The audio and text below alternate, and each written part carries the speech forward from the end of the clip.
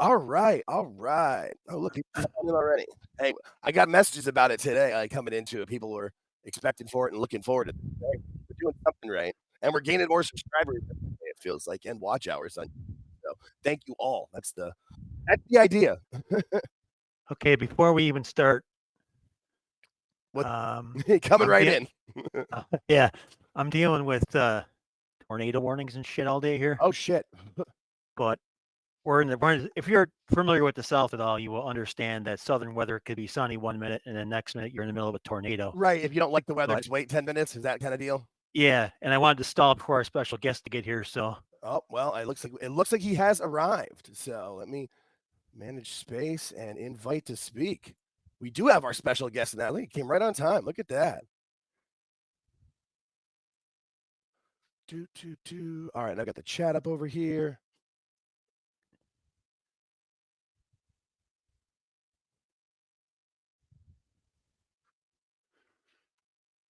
Yeah, I think is he ready to roll? Well, you had the space muted, so I think that just mutes everybody. Oh, I'm sorry. No, yeah, I think we just have to mute people individually if they get too loud within it. I think I'm talking. I'm like, I don't think anybody can hear me. I invited him to so whenever he's ready, he can pop in. Okay, I'll start with my rant is then. Yeah, since it goes right what we're going to talk about.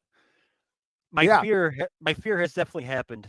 Yes, we have gone from I think the last 6 of ratings for AEW have gone up, and I was worried about that because now Tony's going to think that everything he's doing is really good. However, I think this week's ratings at 663, I think they were right, Jake. Yeah, they were, and it's kind of it's funny they've gone up pretty much from 563 to 663. I got the numbers in front of me. Yeah, my worry, or not worry anymore, but I think people tuned in this week from the curiosity of last week. Yeah, so I'm thinking that this rise, if you want to call it a rise, is maybe ceased, but we'll see. The morbid curiosity, yeah, no, I fully hear you. I mean, because it's gone up. It's not much. It's like a 6% increase, a 5% increase. Awful. Are you there, buddy? Yes, sir. Can you hear me? Awesome. Yes, we can. Good to hear from you, my friend. What's going on, fellas? Yeah, no problem. George. Thanks, man. Yeah, George, I agree with you 100%, man. I think it was the morbid curiosity. The ratings are steadily rising, and I'm going to be the first one to say it here. The shows have actually improved from week to week. Very, very little, still production problems, still the whole, botching in the rings and the gaffes and all that. But as far as interest level is concerned, I'm a little bit more interested in what I was previously, which is from 0 to 1.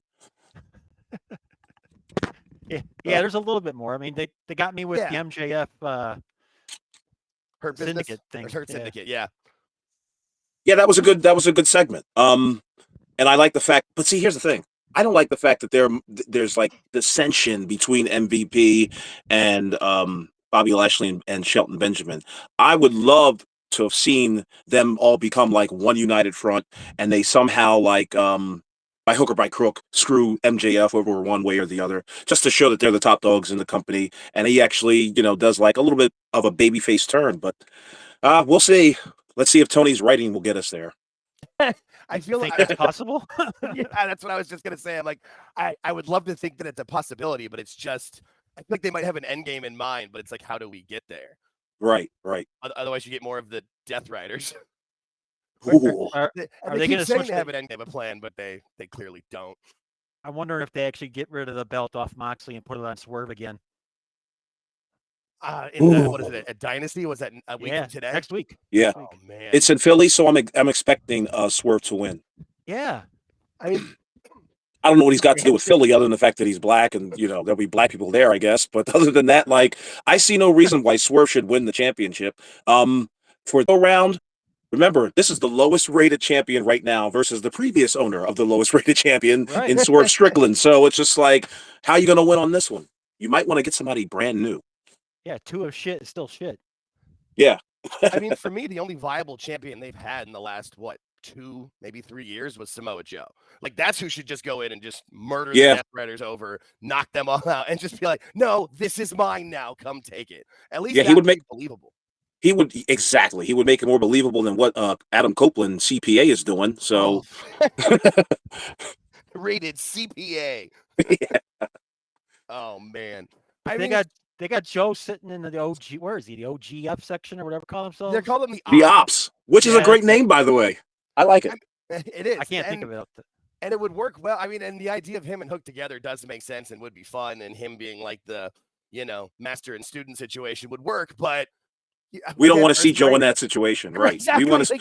You'd rather see him chasing a belt than chasing some skirt under the bleachers with Hook. Especially with what's going on, where they're trying to take over the company and destroy it. They're holding the belt hostage. Shouldn't that bother Joe? Shouldn't? Yeah. What is the end game for Moxley? What is his whole routine with holding the belt under hostage? The only makes sense, and it doesn't make sense, but it's like Dave says, it makes booking sense, but it doesn't. Is Darby Allin? Is because Moxley he finagled the title shot from Danielson, or from Darby with Danielson at the show that Danielson couldn't wrestle at, that he wrestled at. Right. Tony's writing. But so if you start it from there, and then your end game is that Darby takes the belt off of Moxley, cool. But you let him go hike Everest. Clearly he doesn't. I don't. See, that's the only end game I can see, and it literally gives me a pain behind my eye. Right. But if maybe you're assuming Darby lives. I'm not joking. Yeah, that is so true, George. I'm not joking. I mean, I said it's clearly he doesn't care. So I mean, I'm not assuming. I'm with you. I am assuming the best. I try to be an optimist where I can. I'm hoping. I'd like to see him do it. That would be awesome. Whatever you do not put the AEW flag up there. Just do it for your own sake, man. Just do it for you. Nobody else in AEW helped you get up that mountain. Well, I mean, Tony probably funded it, so okay, true. You're right. He's doing it for that part. I would think that's you got to pay the piper sub. It's like we're sponsored by. If he doesn't make it all the way up there, do you leave his carcass up there? Would he ask for his carcass to be left up there? They're not rescuing him. There's carcasses all over. And still, I said it before. I said it on PWT once, but I still view it as it's that episode of The Simpsons where Homer climbs the mountain, but at night the Sherpas are climbing up with Darby sleeping on the he can't do it. He's not big enough. He doesn't have the. You need body mass to have internal heat so you could climb the. Oh God. Literally getting hit by a bus might have saved his life. If he dies on Everest, getting hit by a bus in New York last year saved his life. He'll be the only person to have that, which, I mean, that would work on his tombstone. I mean, makes sense. If anybody, his obituary. Did either of you guys watch Collision at all? I mean, I've seen things on Twitter, but I don't do what I do. Enough to watch. You're right. Right.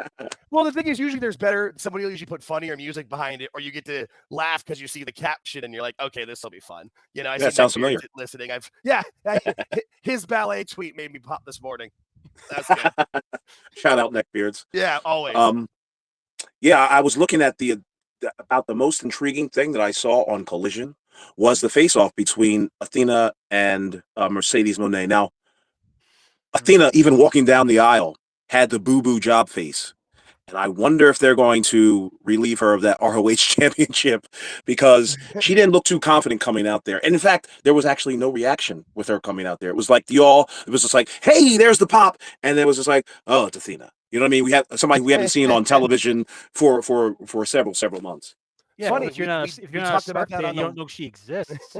It's funny you bring that up, Awful, because we talked about that exactly on last week's Sunday Night Spaces. I got to make the thumbnail of her and Athena because George brought it up, is that he thinks that's where it's leading, is for Athena versus Mercedes at All in Texas, and we all know where that's going. You'd love to think that maybe Mercedes could figure it out and be happy with the money she's making and put Athena over in her hometown and her home state and try to make somebody, but we know it'll just be at that time. Should she already have 5 belts? Because at that time, will she have already taken somebody else's? So that'll be the 6th one or 5. That's really the only question. That's the over-under. July will come quick. So, I mean, they can kind of hold off on that match. But here's the thing that I've always noticed about Tony Khan is that he hits first and then they do promos later. Athena and Mercedes should have never touched when they came out. And the first thing they do was jaw jack for about 4 seconds. And then I think Athena clocks her with a roundhouse right or whatever. But it's just like now next week on Collision or Dynamite or wherever, now they're going to talk to each other. What sense does this make? The woman hit her move on Mercedes Mone's opponent. after Mercedes Mone was just like, this chick that I just wrestled is better than Billy Starks, and that was the impetus for this girl to help Sasha Banks. I hate calling her Mercedes. I'm That's with you. yeah. That's the impetus for her helping Sasha Banks up to her feet and getting nailed with Athena's finisher. Give me a break. That's what I'm saying. Like, it was only intriguing all the way up to the point that Athena touched Mercedes Mone. Tony books backwards. Yeah, he I certainly mean, does. Always. It doesn't surprise me that he would be like, shoot first, ask questions later. That seems Yeah. to be, with his attitude and his always go, go, go. And no, especially when you're that confident in yourself for no reason other than you've been told you're the best your entire life. You've been told that you've never been told no. So sure, why not? Shoot. Tony Khan wants to stick his tongue down your throat the first date, and then try to get a feel on you. And then next week, when he calls you up, he's just like, "Hey, how was your weekend?" Kiss on the cheek. Seriously. Yeah. Jeez. That's your favorite color afterwards. Mm-hmm. Exactly. Will you respect me in the morning? Oh my God, no, dead on though. That was Hey, awful. Here was my prediction on Mercedes. She's gonna run through this, and eventually she'll get the belts. Eventually, she's gonna realize that she doesn't have the main championship, which Tony Storm does. Right. So all this is gonna happen all over again with the championship, what Tony has. I think. Right. Yeah. Okay. I mean, it's a wonderful conclusion, but will it make money? Will it draw in people? No.